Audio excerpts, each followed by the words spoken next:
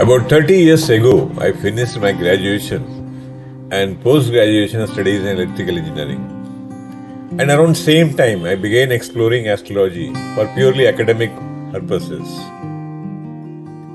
Looking back now, when I try to see how exactly the life went by, तो दो चीजें मुझे बहुत साफ दिखती है. मेरी एकेडमिक डिग्री ने तो मुझे लाइवलीहुड इश्यूज को रिजॉल्व करने के लिए काफी हेल्प किया, but astrology has given me a new insights. जब मैं अपने लाइफ के सबसे डिफिकल्ट और अनसर्टेन मोमेंट्स को एक्सपीरियंस कर रहा था, जब मुझे कोई आंसर्स नहीं मिल रहे थे, तो एस्ट्रोलॉजी ने मुझे काफी सारे आंसर्स दिए थे. Astrology provided me with new insights into the mysteries of existence and expanded my way of thinking. मेरे सोचने के तरीके में काफी चेंज लाया एस्ट्रोलॉजी ने. Ultimately, now I feel convinced that we are propelled by numerous unseen forces of life, participating in life's journey automatically. सब कुछ ऑटोमेटिक हो रहा है. With our actions shaped by karma, living us with no choice but to fulfil our destined paths by making the best choices. Astrology ने तो मुझे ये नहीं बताया शायद कि ईश्वर है कि नहीं, लेकिन ईश्वरीय शक्ति का, एक यूनिवर्सल फोर्स का के बारे में अंडरस्टैंडिंग, उसके बारे में एक्सपीरियंस, उसके बारे में स्टडी, एनालिटिक्स, वो काफी हद तक माइंड में बिठा दिया है.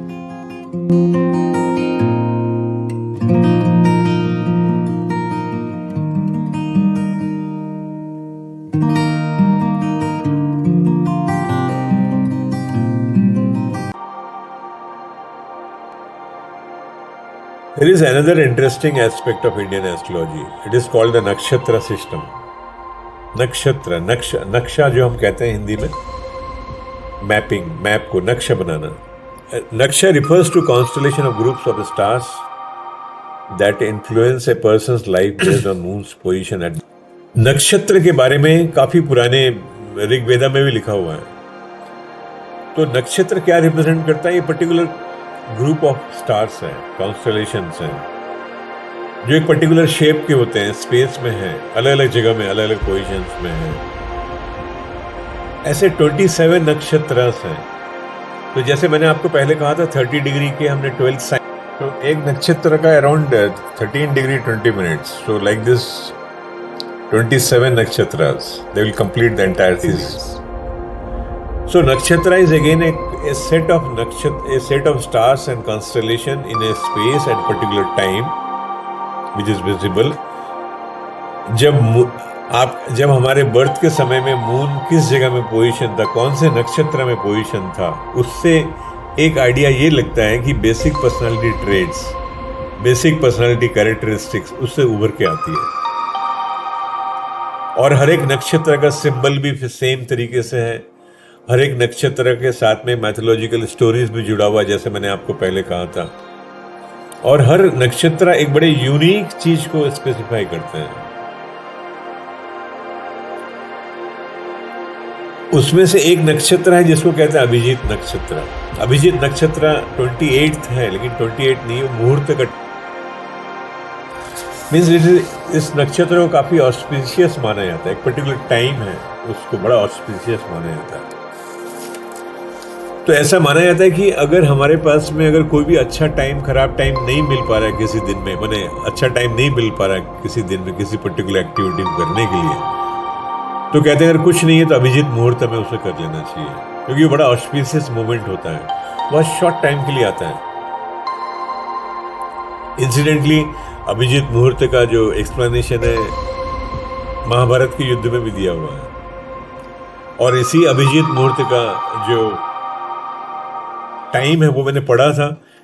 इंडिया का जब इंडिपेंडेंस डे मनाया जा रहा था, तो कौन से समय में मनाएंगे, तो काफी रात को मनाया गया था शायद, इनिशियल पीरियड जब हमने डिक्लेयर किया था इंडिपेंडेंस. तो वो प्रिसाइजली वो अभिजीत नक्षत्र में फॉल करता है. ऐसा माना जाता है, ऐसा मैंने किताबों में पढ़ी है। तो अभी इसके स्टोरी के ऊपर आते हैं। तो नक्षत्र 27 नक्षत्रास हैं। ऐसे माना जाता है कि मून, चंद्रमा, उन्होंने किंग दक्ष होते थे, उनकी 27 डॉटर्स थी, उनसे मैरिज किया था। और हर एक का अपनी अपनी कैरेक्टरिस्टिक्स है। मैं आपको बाद में बताऊंगा जब हम आगे चलेंगे। अब जैसे रोहिणी है तो उसके रोहिणी नक्षत्र लेने वाले लोग जनरली डॉक्टर्स मेडिकल फील्ड में जाते हैं। ऐसे अलग अलग टाइप के फील्ड्स हैं। कोई बहुत एग्रेसिव नक्षत्रास हैं, कोई बहुत सॉफ्ट है, कई का बड़ा रोल बहुत ही स्पेसिफिक होता है, वो करते हैं। बहुत कई नक्षत्र बहुत क्रूएल होते हैं, बहुत एरोगेंट होते हैं। They can do very high level of activities, physical activities. तो ऐसे करके नक्षत्र, क्योंकि हर एक नक्षत्र का जो रूलिंग प्लैनेट है वो भी डिफरेंट होता है, तो उनकी कैरेक्टरिस्टिक्स भी डिफरेंट होती है। तो just by seeing the position of the moon in which नक्षत्र it was at the time of the birth, हम उस बच्चे के बारे में एक general tendency it can be explain. ये बड़ी इंटरेस्टिंग है। मैंने भी इसके बारे में बाद में सीखा था, बट बड़ा इंटरेस्टिंग लगा। जब आप 8-10 बार काफी लोगों को पढ़ेंगे तो आपको एक जनरल आइडिया लग जाएगा। Now we come to the last point of our discussion about the horoscope preparation. Horoscope preparation में दो पार्ट होता है। एक है mathematical calculation part with preparation of chart, rising sign जो मैंने आपको बताया था, and positioning of the planets in those houses. कहाँ कहाँ प्लैनेट थे उस वक्त पे, कौन सा साइन ईस्टर्न हॉरिजन में इमर्ज हो रहा था, वो सब चीजें कैलकुलेट करके हम और ये सब मैथमेटिकली कैलकुलेट होता है। जब हम लोगों ने सीखा था उस समय करीब 2.5 से 3 घंटे लगते थे कैलकुलेशन करने में। आजकल तो कंप्यूटर के कारण इसमें कोई टाइम लगता नहीं है। बट ये जो पहला वाला पार्ट है, ये जो कैलकुलेशन वाला पार्ट है, जिसमें फर्स्ट हाउस को डिटरमाइन करना, वही सबसे क्रूशियल रहता है। जैसे ही वो डिटरमाइन हो जाता है तो फिर हम एंटी क्लॉकवाइज में बाकी नंबर्स हम डाल देते हैं। जैसे सपोज नंबर साइन 1 में आया तो एंटी क्लॉकवाइज जाएंगे तो नेक्स्ट हाउस में 2 में आएगा, next house 3, like this up to 12 तक, मीन्स 30 डिग्री में। पहला साइन 30 डिग्री का अगर 1 है तो दूसरा 30 degree number 2 will come. Number 2 किसको सिग्निफाई करता है? मैंने आपको कहा था टॉरस को। इस प्रकार से बाकी सब साइंस उसमें आ जाते हैं। फिर एफिमेरिस करके बुक मिलती है। उस बुक में वो ईयरली पब्लिश होती है एस्ट्रोनॉमिकल इंस्टीट्यूट के द्वारा। उसमें प्लैनेट्स की पोजीशन दी हुई रहती है, कौन सा प्लैनेट कब किस जगह में कहाँ पर है स्पेस में। तो वहां से वो पोजीशन कैप्चर करके आप उसके अंदर में उन प्लैनेट को बैठा देते हैं। तो इस प्रकार से आपका अब सेकेंड पार्ट है जो उसका इंटरेस्टिंग पार्ट है, प्रेडिक्शन पार्ट। ना प्रेडिक्शन करने के लिए अब इतने सारे प्लैनेट्स हैं, इतने सारे साइंस हैं, साइंस के अपने लॉर्ड्स हैं, प्लैनेट्स के अपने लॉर्ड्स हैं, प्लैनेट्स के अपने आपस के रिलेशनशिप्स हैं, किसी के अच्छे हैं किसी के खराब हैं। जैसे सन और सैटर्न का जो रिलेशनशिप है फादर सन का है, ये ऑलवेज एक दूसरे को अपोज करते हैं, लेकिन एक्सट्रीम कंडीशन में एक दूसरे को डैमेज नहीं करते हैं। तो प्रेडिक्शन से देखा जाता है अगर सन और सैटर्न अगर आपस में एक दूसरे को अपोज कर रहे हैं तो कितना वो डैमेज कर सकते हैं हॉरोस्कोप को या नहीं कर सकते हैं, वो आइडिया हम उससे निकाल सकते हैं। Then house own by the planets, then strength of the planets. हर एक प्लैनेट का अलग अलग एरिया है जहां वो ज्यादा स्ट्रेंथ हो जाता है उनमें, कहीं वो बहुत वीक हो जाते हैं जब वो ट्रेवल करते रहते हैं। तो वो फैक्टर भी इसमें फैक्टर इन लिया जाता है। उसके बाद है ये जो बर्थ के समय जो हमने कैलकुलेट किया है, ये तो जो पैटर्न जो फिक्स्ड है उस दौरान क्या था जब भी हमारा बर्थ होता है। उसके बाद में एक और कंडीशन आती है ट्रांजिट। जैसे आज के दिन में ट्रांजिट मतलब आज के समय में भी दे प्लैनेट सब घूम रहे हैं, डिफरेंट साइन से इमर्ज होके आ रहे हैं। सो ट्रांजिट में उस चार्ट का कंडीशन क्या है, ये भी एक आइडिया लिया जाता है। माने चार्ट में एक प्रॉमिस तो दिया हुआ है, लेकिन उस प्रॉमिस का जो डिलीवरी है, उसका जो फ्रुक्टिफिकेशन है, उसका जो मैनिफेस्टेशन है वो ट्रांजिट पे डिपेंड करता है।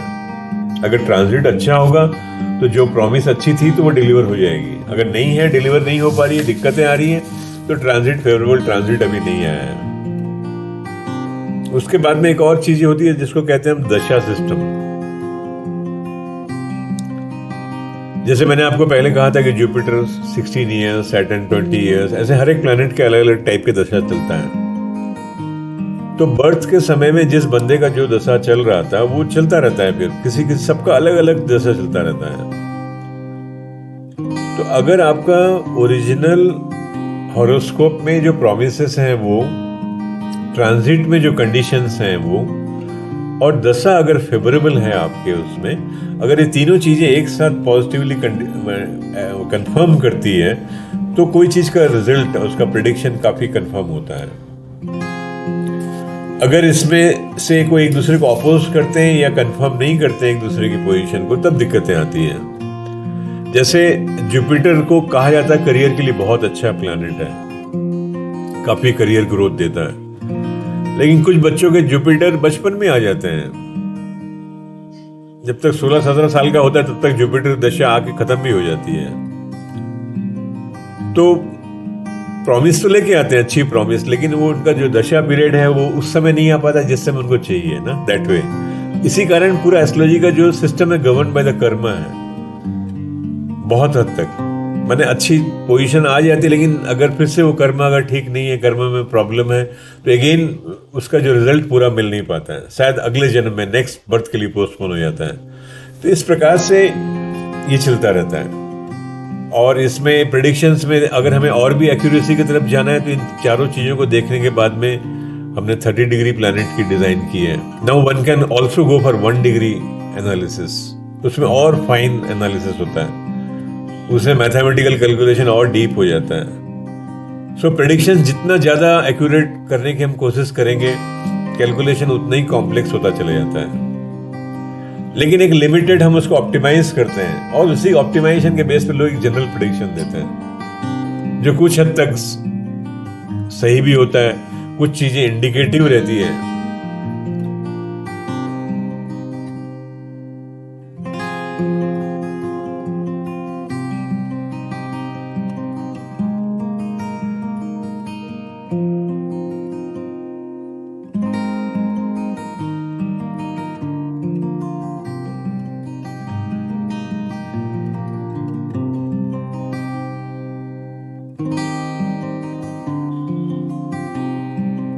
अब जब हम प्रेडिक्शन पार्ट की बात कर रहे हैं तो उसमें कुछ इंटरेस्टिंग फीचर्स होती है एस्ट्रोलॉजी की,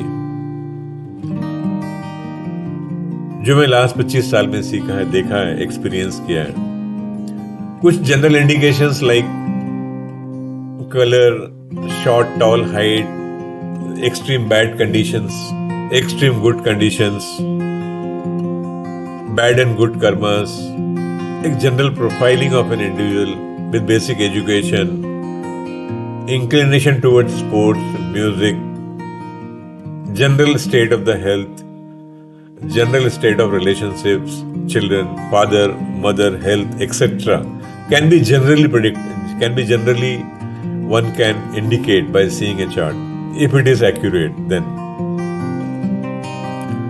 there is another interesting part of the predictive astrology which I use for academic purpose is that management institutes में many time we study a subject called organization behavior, OB। बड़ा interesting subject होता है। OB के द्वारा ये analysis की जाती है कि किस टाइप के पर्सनालिटी के लोग हैं, उससे मैनेजमेंट की जो डिसीजन मेकिंग है, क्वालिटी है, कम्युनिकेशन है, इंटरपर्सनल स्किल है, सब इन्फ्लुएंस होते हैं। एक्सट्रोवर्ट है, इंट्रोवर्ट है, सिंसियर है, हार्ड वर्क है, काफी एरोगेंट है, स्ट्रॉन्ग लीडर है। तो ये जितने कैरेक्टरिस्टिक्स हैं उसकी एक जनरल टेंडेंसी भी एस्ट्रोलॉजी से निकल के आ जाती है। और थर्ड बड़ा इंपॉर्टेंट पॉइंट है जो आज के दिन में काफी रिलेवेंस है, वो रिलेशनशिप्स, मैरिज। तो इसमें हम लोग चाहे उसको कुछ भी पॉइंट कहते हो, लेकिन एक्चुअली जो भी अभी तक जितनी मैंने आपसे बात की है, दो प्लैनेट्स हैं अगर आपस में फ्रेंडली रिलेशनशिप रखते हैं, उनके जो पोजीशनिंग है वो फ्रेंडली है और पोजीशनिंग ऐसी भी है कि एक दूसरे को सपोर्ट करते हैं वीक पीरियड्स में, टफ टाइम्स में। देन ये सब जितने भी फैक्टर्स हैं रिलेशनशिप फॉर्म करने के लिए, बच्चे हैं, चाइल्ड प्रोडिजी है, एक दूसरे के हेल्थ का सपोर्ट है, एक दूसरे के वीकनेस को कैसे नलिफाई करते हैं। सो ऑल दिस थिंग को हमने अलग अलग क्रेडिट पॉइंट्स दिया हुआ है, और ये टोटल क्रेडिट पॉइंट्स को, जिसको हम 36 पॉइंट या 35 पॉइंट कहते हैं, अगर उसमें 80% 70% मैचिंग होता है, इसका मतलब दीज आर कंपैटिबल हॉरोस्कोप्स। तो उससे एक आइडिया लगता है, एक जनरल, मतलब यहाँ पर भी अगेन द अनसर्टेनिटी को हम बाउंड कर देते हैं, उसको थोड़ा सर्टेन बनाते हैं। और दूसरी है कि अगर एस्ट्रोलॉजी मैचिंग के साथ में इस पॉइंट्स को देख लेने के बाद में ये मालूम चल जाता है रफली टू एन एक्सटेंड दैट इसकी प्रॉब्लम सॉल्विंग कैपेबिलिटी कितनी है इस रिलेशनशिप्स में। अगर कोई दिक्कत है तो उसकी रेमेडी पहले से ली जा सकती है, so that way it helps. So we have reached to the conclusion and with this message that in this infinite system so many things we do not know, we are not aware, and we don't worry as well about them. But while navigating tough moments of life, we get disturbed and get into anxiety and stressful conditions. And at that time, this kind of knowledge brings some kind of solace with reasoning behind the events as we are experiencing. This brings self-confidence, brings a sense of balance and harmony within us, and convey a message to us to do a good karma, to do good things, and we continue to lead a conscious and aware